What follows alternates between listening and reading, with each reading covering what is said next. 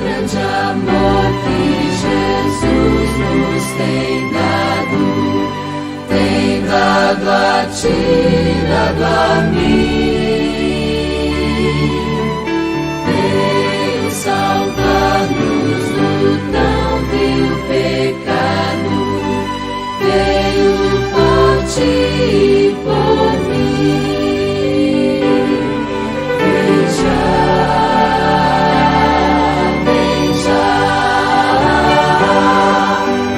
alma cansada, vem já. Manso e suave, Jesus está chamando. Chama, ó, vem pecador.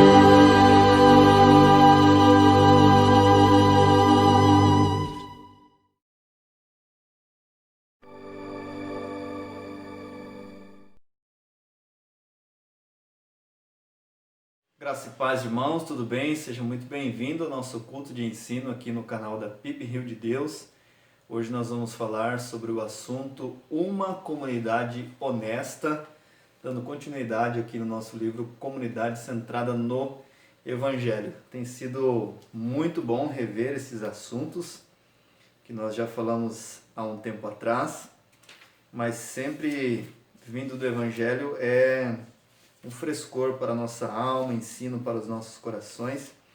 E para começar, eu quero ler aqui no na carta do apóstolo Paulo, na carta de João, aliás, primeira carta de João, no capítulo 1, e o verso de número 7, que diz assim: Mas se andarmos na luz, assim como ele está na luz, temos comunhão uns com os outros, e o sangue de Jesus, seu Filho, nos purifica de todo o pecado. Vamos orar, pedir ao Senhor que nos ajude, nos faça entender mais a sua palavra e nos dê graça para que a nossa voz seja apenas um veículo transmissor para que a palavra de Deus chegue até você. Nosso Senhor, Deus e Pai, é no nome de Jesus que eu te peço, Senhor, que o Senhor transforme as minhas palavras que serão ditas, transforme no poder do Teu Espírito como palavras do Senhor que vão alcançar o coração dos Teus filhos, dos nossos irmãos,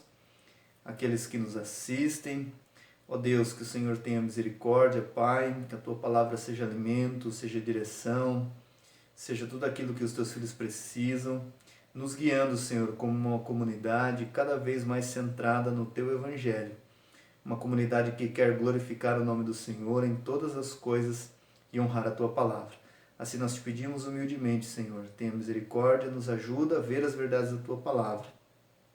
Porque se o Senhor não nos iluminar os olhos, nós não conseguiremos. Assim nós te pedimos, oramos e agradecemos no precioso nome de Jesus. Amém. Muito bem, nós vamos prosseguindo aqui então, falando a respeito da comunidade centrada no Evangelho. Como já foi dito, nós vamos falar sobre uma comunidade honesta, né? E falar de comunidade honesta, ou de vidas honestas, nos leva a refletir. Bom, será que estamos falando isso porque na igreja tem ladrões, bandidos, pessoas que precisam agir com honestidade no meio da sociedade? Não é necessariamente isto. Esta honestidade é uma honestidade que diz respeito ao nosso relacionamento com Deus, conosco mesmo e também com os nossos irmãos, né? Sermos honestos em relação às nossas falhas, aquilo que quem realmente nós somos, e através disso buscar no Evangelho a ajuda necessária para que possamos aprender mais da palavra de Deus e ser transformados, moldados de acordo com o Evangelho do Senhor Jesus Cristo. Parece que não, parece que é uma coisa, não, mas eu sou honesto, eu sirvo a Deus e tal, mas o objetivo aqui deste ensino, como todos os outros nos quais é falado aqui na terça-feira, é mostrar que existem coisas, áreas da nossa vida que nós não entendemos como o Evangelho é profundo e nós ficamos na superficialidade e não entendemos como o Evangelho pode ir mais profundo na raiz do nosso coração, tratando aquelas coisas que nós ignoramos, que está revestido de santidade, quando na verdade não está, e muitas vezes nós nos enganamos.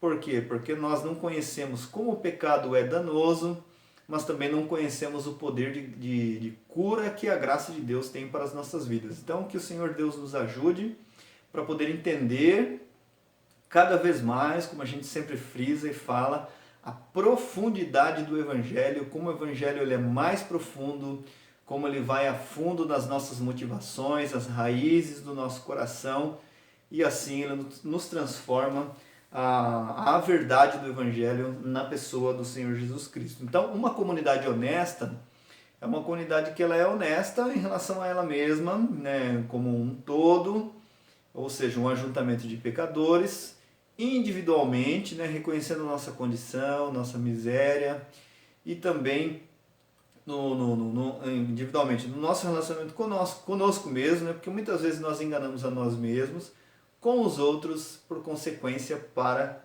com Deus, né?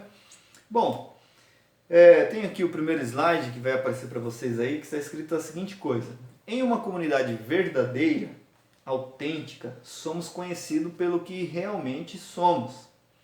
Então, qual é o componente mais importante de qualquer relação saudável? A resposta é muito simples, clara e objetiva: a verdade, né? Jesus disse isso para um determinado grupo de pessoas, em João capítulo 8, 32, que é muito conhecido e usado até pelo presidente da República, fora de contexto é verdade, mas é usada, que é: conhecereis a verdade vos libertará. Né? Isso saiu da boca do próprio Cristo, e obviamente, sendo redundante, né, repetindo que é verdade. Né? Mas qual é o componente mais importante de qualquer relação saudável? Das amizades, do relacionamento entre marido e mulher, nos negócios, é o que? É a verdade. Então é através disso que nós entendemos, pela palavra de Deus, que uma comunidade pode ser honesta a respeito de si mesmos, pessoas honestas a respeito de si mesmos, e pela verdade da palavra de Deus nós conseguimos viver em comunidade de maneira honesta. Então, a partir deste ponto, da verdade, de andar na luz, é que este ensino ele será conduzido. Né? O texto-chave aqui, o texto que nós começamos, é 1 João 1,7, mas se andarmos na luz, como ele na luz está, nós temos comunhão uns com os outros, e o sangue de Jesus Cristo, seu Filho, nos purifica de todo o pecado. Né? Bom, seguindo aqui, a gente sabe que os relacionamentos eles podem não existir, ou melhor, não podem existir sem honestidade, né? Então, logo eu seja desonesto ou falso com você, começa a desmanchar os laços, aquilo que foi feito, foi construído para uma aproximação. Os exemplos mais fortes disso são claros para nós: o cônjuge infiel, o diretor-presidente que desvia verbas de uma empresa, o amigo que trai a confiança, né? E em relação a isso, nós temos uma tendência muito comum, muito natural, de sempre olhar para os outros e assim: olha, fulano não foi honesto comigo. Mas, na verdade, muitas vezes nós mesmos não somos honestos nem com a gente mesmo, nem com o próximo e nem com Deus, né? Obviamente que aos olhos do Senhor nada escapa. Hebreus 4,13 está escrito assim, que todas as coisas estão nuas e patentes aos olhos a quem temos de tratar. É muito claro que Deus sabe de todas as coisas, nós não podemos esconder. Nós é que pensamos que nós podemos esconder e ser desonestos para com Deus sendo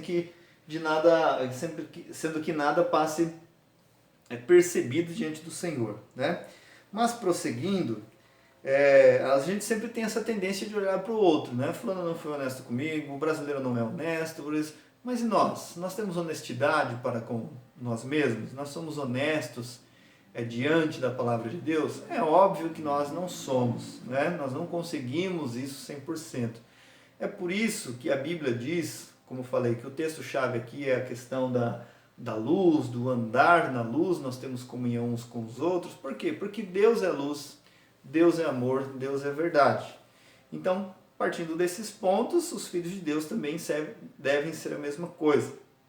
Então, na luz, nós conseguimos enxergar a nossa falta de honestidade, a nossa natureza caída, corrompida, comprometida pelo pecado, né?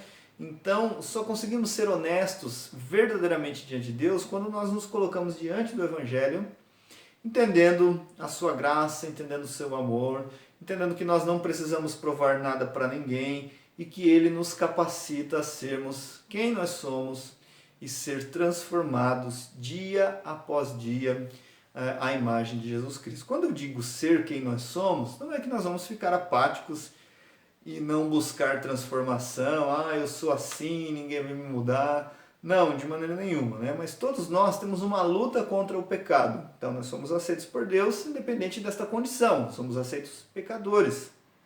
No processo da santificação que nos conduz à glorificação, ao nosso destino final, que é a transformação do nosso corpo, nós estamos sendo moldados pelo Evangelho dia após dia, né? Então, quando eu falei que a gente sempre tem essa tendência de olhar para o outro, isso é traço da queda, isso é natural, isso é normal, né? E aí que o Evangelho nos coloca em uma questão de sermos honestos, né? Nós temos a realidade da queda, nós temos a nossa condição. Então, nós precisamos ser honestos em relação à nossa condição, quem nós somos? Pecadores falidos, carentes da graça de Deus. Então, nesse slide aqui está escrito assim: muitas vezes nos convencemos de que somos bastante confiáveis, mas na realidade a queda nos transformou em mentirosos. Não queremos que as pessoas saibam quem somos de fato. É por isso que o próprio João, aqui no texto que nós lemos, o sangue de Jesus nos purifica de todo pecado, ele prossegue ali dizendo: filhinhos, não pequeis, né, mas andem na verdade. Quem diz que ama a Deus, que não viu, que não vê, e não ama o seu irmão que vê, este é mentiroso, né? Então João trata isso de maneira muito direta com a igreja, né? E é uma realidade, e muitas vezes também nós fazemos isso aqui, nós nos convencemos de que nós somos bastante confiáveis, né? Eu gosto muito de um pensamento puritano, não sei quem é que falou, não me lembro agora, mas este pensamento dizia assim, que o homem ele deve desconfiar de si mesmo, ou seja, nunca confiar em si mesmo, né? Então nós devemos sempre estar desconfiados, não dos outros, mas de nós mesmos, porque nós não somos pessoas confiáveis, né? Então a queda nos transformou em mentirosos, não queremos que as pessoas saibam de fato quem nós somos, né? Próximo slide aqui, queremos manter uma aparência, ser conhecidos como determinado tipo de pessoa. Então, apresentamos uma imagem, um personagem para o público. Meus irmãos, nesses dias, né, nos nossos dias em que nós vivemos, nós vemos por aí oferecendo, só para fazer uma comparação, não tenho nada contra isso, mas uma comparação para a gente poder entender. Hoje em dia é tratado muito a questão da gestão de empresas, gestão de pessoas, gestão de negócios, gestão de crises, né? Eu acho bem interessante essa questão de gestão de crises. Todo este assunto no campo acadêmico, ele é muito bom, ele é importante, né? E dentre eles tem a gestão de imagem também, né? Como, por exemplo, estou aqui conversando com vocês, né? Eu preciso me comportar bem, estar bem vestido, cabelo bem arrumado, roupa não amassada, andar sempre com a aparência sempre bem mantida, né? E nós, muitas vezes, pela realidade da queda muito presente na nossa vida, nós somos, por natureza, tendenciosos a fazer uma gestão da nossa imagem, né? Então, o que o campo acadêmico oferece aí como curso em que as pessoas têm de 2 a 4 anos para fazer, nós já temos como aptidão nata, né? Nós já somos especialistas nessa questão de gestão da nossa imagem. Não, eu não sou assim, não, eu não faço assim, porque eu não ajo assim, sempre o eu. E sempre nós estamos gerindo a nós mesmos de uma maneira pecaminosa, de uma maneira que não agrada a Deus, né? Mas quando nós entendemos o Evangelho e que o Evangelho traz à luz de fato quem nós somos, as nossas corrupções, os nossos gostos pecaminosos, a nossa falta de paciência, ira e tantos pecados que nós temos que é muito fácil de sempre ser externado e isso prejudicar um monte de pessoas e a nossa relação com Deus, nós já somos especialistas em relação a isso, né? Então nós não precisamos nos preocupar com a imagem. Poxa, o que a pessoa vai pensar a meu respeito, né? Então, quando somos honestos diante de Deus, nós confiamos na justiça de Cristo e isso é algo maravilhoso, né? Nós não precisamos fazer uma gestão de imagem, né? Aquela gestão de imagem do final de semana. Hoje eu vou para o culto, hoje eu vou para a igreja e está tudo ok. Durante a semana nada muda, nada funciona, não tem nenhuma gestão do seu cristianismo, que não é feita por você mesmo, mas pela graça de Deus que há em você, e nós só precisamos nos apropriar destas promessas tão grandiosas e graciosas que o Evangelho tem para as nossas vidas, para que a nossa vida seja uma vida de transformação, uma vida de profundidade, uma vida onde nós experimentamos o Evangelho dia após dia nas nossas vidas, crendo no poder de Deus para a nossa salvação, né? Quando falamos do poder do Evangelho, nós não falamos de um poder que vai fazer a pessoa perder os sentidos e ficar em êxtase. Nós falamos de um poder de transformação de vida diariamente. Bom, nós não precisamos apresentar uma imagem para o público, nós já somos quem nós somos em Cristo Jesus. E, aí tratando a respeito disso, dessa questão que nós somos especialistas por natureza, fazendo a comparação com o campo acadêmico, né? Tem muita gestão de imagem, gestão de pessoas, gestão de crises, fazendo uma comparação aqui com a gestão da imagem, Adão e Eva, eles quiseram fazer uma gestão de imagem. Logo lá no começo, quando eles pecaram, eles viviam em perfeita harmonia e comunhão com Deus. O pecado entrou no mundo, logo eles temeram, se envergonharam, sabiam que estavam nus. E quando Deus os veio lhes visitar, onde estava Adão? Adão sumiu, né? E eles foram fazer para eles roupas. Eles tiveram a noção de que eles estavam nus. Poxa, o Senhor Deus está nos chamando, agora nós precisamos nos esconder. Então eles estavam tomando um atalho preocupado com a sua imagem. Então nesse slide aqui eu coloquei algo bem pertinente em relação ao assunto, que diz assim: no pecado não existe humildade. A gente tem um conceito tão estranho, diferente de humildade que é falado por aí, né? Ao ponto das pessoas mesmo dizendo, não, eu sou uma pessoa humilde. Mas o que é ser humilde? É não ter condições financeiras? O que é ser humilde de fato, né? Ser humilde não está atrelado a questões financeiras. Existem muitos pobres financeiramente falando, que não são pessoas humildes. E pode existir pessoas ricas, né, que têm condições financeiras, que são ou serão, se encontrarem o Evangelho, pessoas humildes, né? Então no pecado não existe humildade. Tanto é que o próprio Deus, quando interroga Adão, ele fala assim: quem foi que ordenou que você comesse o fruto da árvore do jardim, que eu ordenei que você não comesse? Foi a mulher que tu me deste. Ele não assumiu a culpa, ele não assumiu a responsabilidade. Então no pecado não existe humildade. Gênesis 2:25 e o capítulo 3, verso 7. Em vez de sermos totalmente transparentes, nos envergonhamos e começamos a nos esconder uns dos outros e de Deus, né? Nós escondemos das pessoas e nos escondemos de Deus, né? Agora, quando nós falamos aqui de uma comunidade honesta ou de cristãos honestos consigo mesmos, com os seus pecados, nós não estamos falando e nem ensinando ninguém a fazer. Quando você vê um irmão cometer uma falha, um pecado, você ir lá e apontar o dedo para ele e falar aquilo que você pensa, né? Ou então, eu sou assim mesmo, eu falo o que eu penso, não importa as consequências. Não é desse jeito, não é assim que funciona, né? Ser honesto é ser honesto consigo mesmo, sabendo da sua realidade pecaminosa, como já falei aqui inúmeras vezes, mas é também ser honesto para com o seu irmão e dizer assim, olha irmão, eu acredito que você está tomando um caminho errado, um caminho que não glorifique a Deus. Acredito que você, pela palavra de Deus, você deveria fazer isso. Já que a Bíblia nos ensina em Gálatas capítulo 5 que a fé atua pelo amor, né? Então, se atua pelo amor, não está para nós dizermos a verdade de qualquer jeito, né? Muitas vezes a gente confunde sinceridade com inconveniência.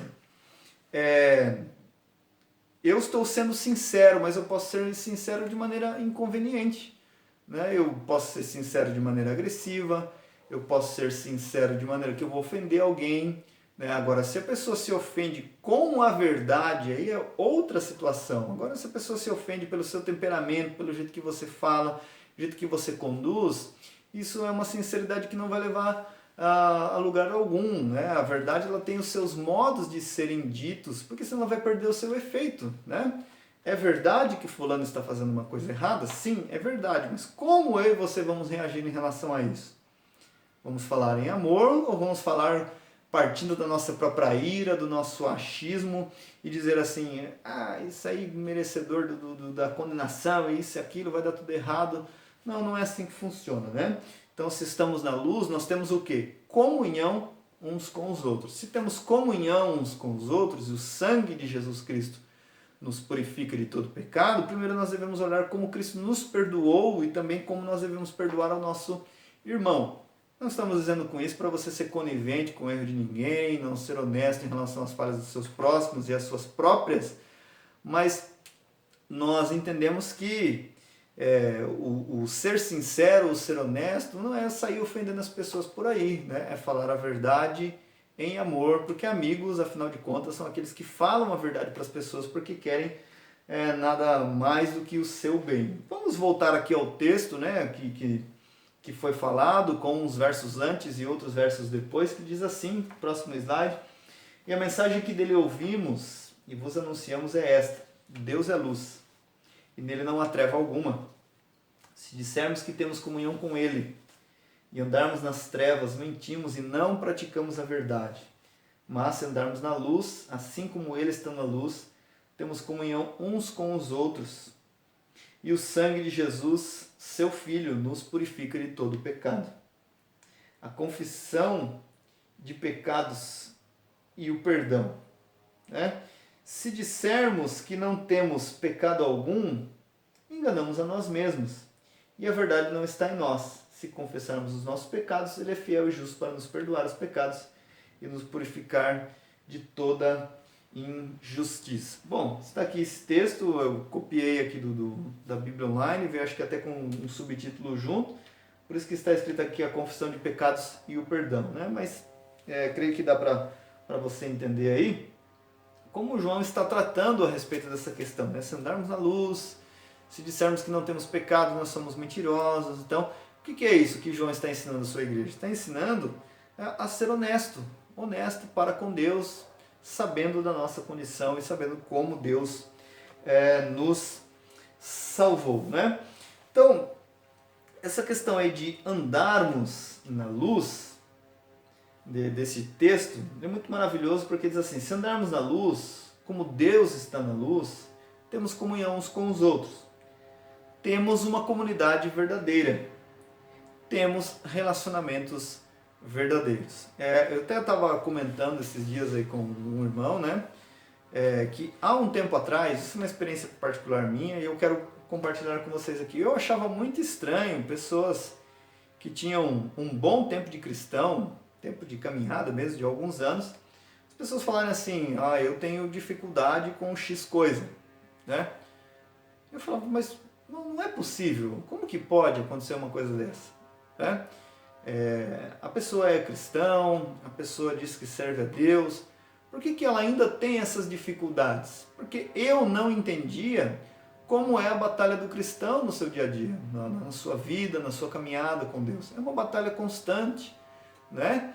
E pessoas que assumem essa responsabilidade, assumem esta posição ao ponto de dizerem, eu tenho dificuldade com X coisa, para ela mesmo poder se afastar de um determinado momento, um perigo, uma situação, ela está sendo mais honesta do que aquele que olha e fala assim, eu não tenho problema com nada, para mim está tudo bem, eu sirvo a Deus mesmo, né? Ele está numa condição pior do que este irmão que confessa essas coisas, né? Então, sendo assim, sendo honestos, nós temos comunhão uns com os outros. E de fato nós temos uma comunidade verdadeira porque nós vamos ter relacionamentos verdadeiros, né? Se você olhar no Novo Testamento, Jesus dialogando com as pessoas, o apóstolo Paulo, quando ele escrevia as suas cartas, como ele tratava aqueles irmãos aos quais ele já tinha visto, passado momentos de comunhão com eles e desejava vê-los novamente, o apóstolo João, o apóstolo Pedro, você vai ver relacionamentos, tanto a partir do Senhor Jesus Cristo, como de Paulo, como de João, como de Pedro, relacionamentos e relacionamentos verdadeiros, vínculo com a palavra de Deus, né?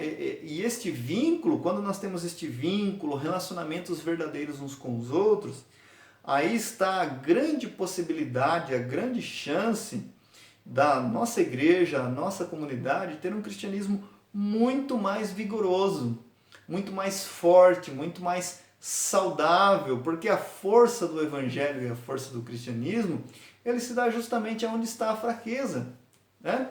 O apóstolo Paulo escrevia a carta para alguém e diz assim, olha, ao meu amado irmão, saudação, como se ele dissesse, eu estou com saudades, né? Breve irei visitá-los novamente. Fulano quase esteve à beira da morte, né? Quando ele trata isso, acho que na igreja de Filipos, aos Colossenses, as saudações que ele dava para os irmãos, tanto no começo quanto no final da sua carta.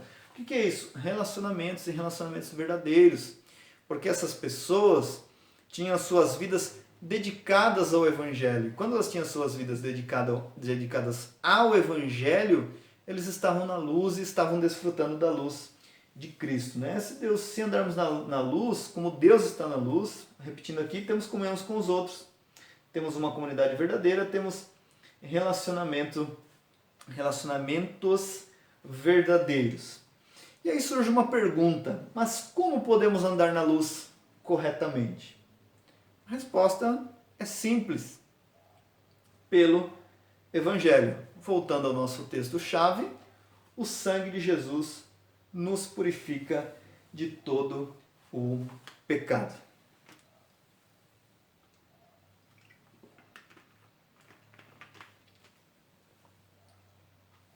Meus irmãos, muitas vezes parece-me, a sensação que eu tenho é que nós, como igreja, nós não temos a dimensão de como o Evangelho é glorioso. E nós precisamos recuperar essa visão bíblica a respeito do Evangelho. Porque uma igreja, ou uma comunidade local, que entende corretamente o Evangelho, que vive o Evangelho e que ama o Evangelho, ela vai conseguir desfrutar de um dinamismo do Espírito e de um mover do Espírito de uma forma qual ela nunca experimentou antes na sua vida, né? O Espírito de Deus começará a despertar um para fazer uma coisa, despertar outro para fazer uma outra coisa, e assim o corpo estará funcionando corretamente de acordo com a cabeça que é Cristo, né?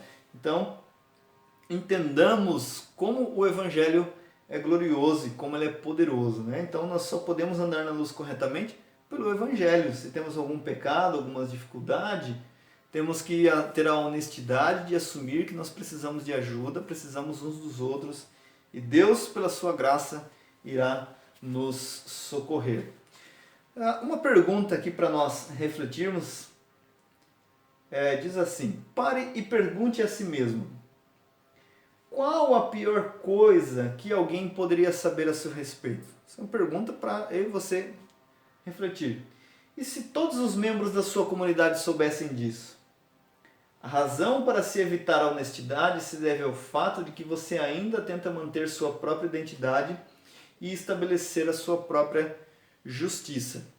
Irmãos, como eu disse, que eu mesmo não entendia no passado, como alguns irmãos tinham esses questionamentos, eu tenho dificuldade com isso, tenho problema com isso, eu não entendia isso aqui. Por quê? Porque no meu ponto de vista, eu estava tão fiado na minha própria justiça que para mim isso era um absurdo, né? E hoje eu consigo tratar isso com muito mais naturalidade do que no passado, por quê? Porque eu entendo que o Evangelho, ele me propicia, ele me favorece a justiça de Cristo. Então eu não tenho que me envergonhar em relação a isso, porque a minha mente não conseguia captar. Mas quando a palavra de Deus me ensinou a esse respeito, hoje eu sou muito mais tranquilo, eu não fico preso em relação a essas coisas, né? Então, se existe uma coisa que é muito profunda e sorrateira na vida daquele que diz servir a Deus, é a justiça própria. E o Evangelho, ele é como um render-se em uma guerra, né? Nós não nos rendemos na guerra contra o pecado. Mas quando o nosso pecado guerreava contra Deus, e Cristo, a sua graça nos convenceu, nós nos rendemos ao Senhor. Eu, com as minhas próprias mãos, eu não consigo, com a minha própria justiça eu não consigo. E somente com a justiça de Cristo é que nós conseguimos prosseguir. Então o que é muito sorrateiro na vida do homem e da mulher de Deus é a justiça própria. Coisa que parece ser santidade, parece ser santo, revestido de religiosidade, mas na verdade não é. Então a justiça própria, ela é muito perigosa, né? Porque nós precisamos da justiça de Cristo, da glória de Cristo sobre nós, porque só assim nós avançamos de maneira que nós entendemos o Evangelho, né? Então, lógico que nós nos preocupamos com pecados que podem escandalizar a igreja de Cristo enquanto corpo e a igreja de Cristo enquanto denominação, instituição, e deve ser zelado por isso, com certeza. Mas se alguém, todavia, cometeu algum pecado relacionado a isso, poderoso é Deus para perdoar. Então, por isso que muitas vezes as pessoas, como eu posso dizer, se escondem de alcançar auxílio, se afastam da comunidade, porque estão fiados na sua própria justiça. Ou seja, eu posso resolver, eu resolvo esse problema, eu cometi um pecado contra Deus, eu mesmo vou e resolvo, afinal de contas ele é misericordioso. Como isso é um pensamento errôneo, um pensamento perigoso, que pode afastar as pessoas da comunhão com Deus, com a igreja e assim sucessivamente, né? Que Deus nos ajude a entender que nós precisamos ser honestos com o Evangelho, sempre com a luz de Cristo na nossa vida, para que isso se espalhe para os demais, aqueles que estão ao nosso redor. Lembre-se que nossos pecados têm raízes na incredulidade. Precisamos do Evangelho diariamente, né? Então, quando nós cometemos algum pecado, todo pecado que nós cometemos ele está relacionado a uma incredulidade. Eu não creio que Deus é poderoso para fazer aquilo. Então, eu cometo esse pecado com a raiz da incredulidade. Todos os nossos pecados têm raiz na incredulidade. Nós precisamos do Evangelho diariamente, ou seja, todos os dias nós precisamos do Evangelho. E aí a boa notícia, que isso resolve, nos ajuda, aí vem o grande lema de Martinho Lutero, que ele sempre ensinou que nós somos justos e pecadores ao mesmo tempo. Temos esta frase aqui nesse slide que diz assim: as boas novas são como águas purificadoras que vão até essas raízes e tratando o que precisa e nos faz frutificar para Deus. Esqueça os seus meios, tais como entrelaçar folhas de figueira, conforme Gênesis 3 e 7, como Adão e Eva fizeram, e descanse na justiça de Cristo. Nós precisamos descansar na justiça de Cristo, nós precisamos descansar no Evangelho, porque se não fizermos isso, estaremos tomando um caminho das nossas próprias forças e aí nós estaremos numa situação muito complicada, né? Então as boas novas do Evangelho, elas não são boas notícias apenas para aqueles que se perdem, né? Vamos pregar o Evangelho, vamos trazer as almas, porque eles precisam. Eles precisam realmente, o Evangelho tem que ser pregado para essas pessoas, falado, anunciado, ainda mais numa era cética como a nossa, difícil, os corações cada vez mais se endurecendo, mas as boas novas do Evangelho são para nós também diariamente. E nós precisamos ir até este poço de águas purificadoras e buscar constantemente na fonte do Evangelho, né? Deus nos dá tudo em Cristo. E muitas vezes nós estamos nos contentando com tão poucas coisas, coisas tão insignificantes, que não se compara àquilo que Cristo tem para as nossas vidas. Então esqueça os seus meios, como entrelaçar folhas de figueira, e descanse na justiça de Cristo. Bem, irmãos, espero ter atingido o meu objetivo em falar aqui a respeito de uma comunidade honesta, e partindo para um final, quero convidar você a essa meditação que fala a respeito da comunidade honesta, dessa honestidade que nós precisamos pelo Evangelho diante de Deus e com os nossos irmãos. A comunidade cujos membros creem profundamente na verdade do Evangelho, meditam nela e falam muito a seu respeito, será uma comunidade de honestidade saudável e transformadora.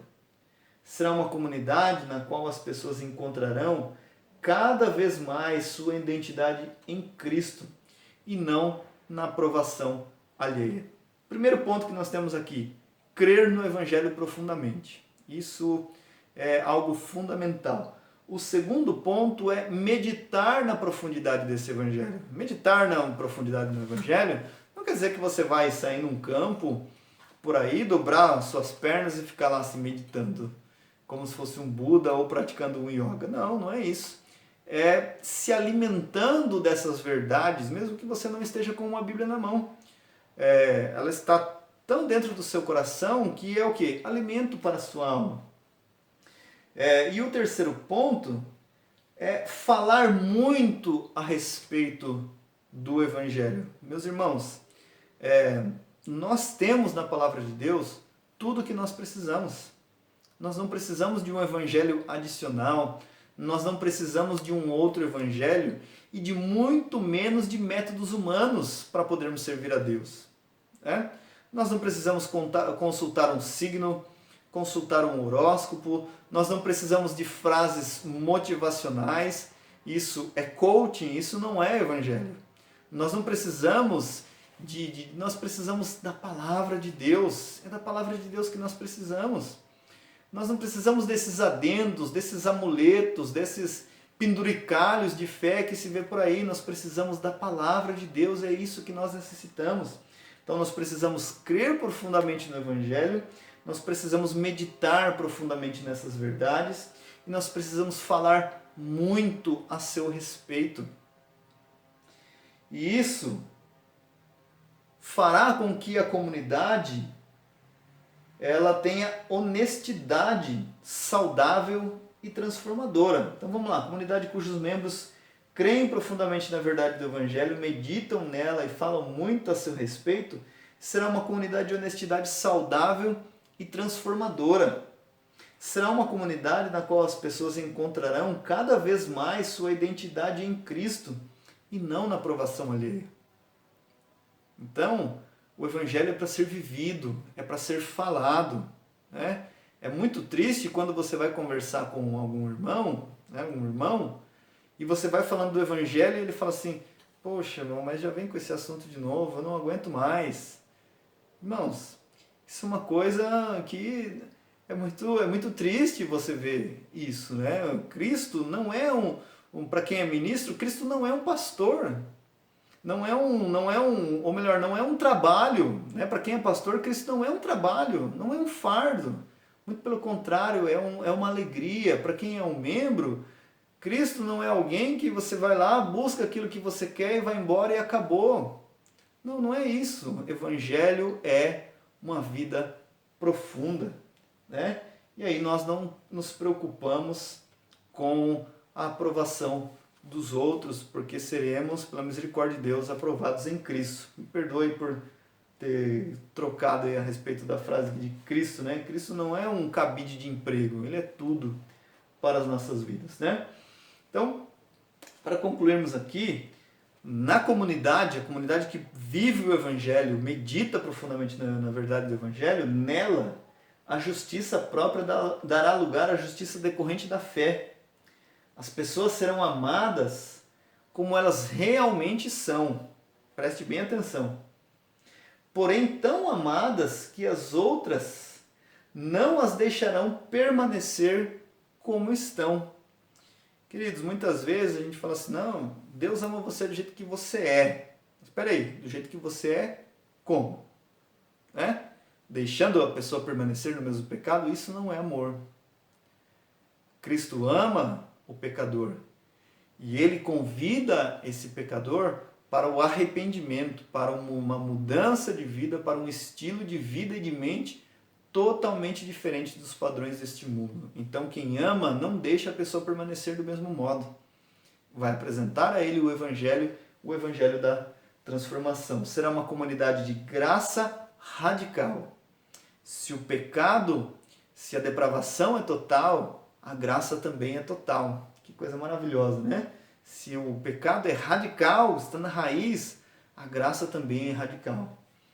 Hospitalidade generosa e humildade alegre. Né? Nós falamos aqui outro dia sobre a comunidade alegre, a comunidade que vive na alegria do Espírito.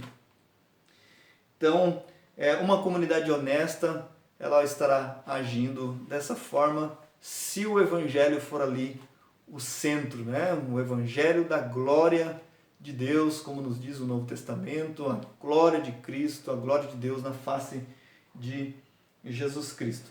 Meus irmãos, que Deus abençoe poderosamente a sua vida. Se você ainda não é inscrito aqui no canal da PIB, se inscreva no canal, acompanhe as nossas programações. Nós contamos com vocês aqui ouvindo nas terças-feiras os nossos ensinos, visto que nós não podemos nos reunir. Para nós é muito importante, para você também é importante que você se alimente da palavra. E pela misericórdia de Deus, temos procurado levar até você um alimento saudável, palavra de Deus, Bíblia, alimento para a alma. E que Deus abençoe poderosamente a sua vida.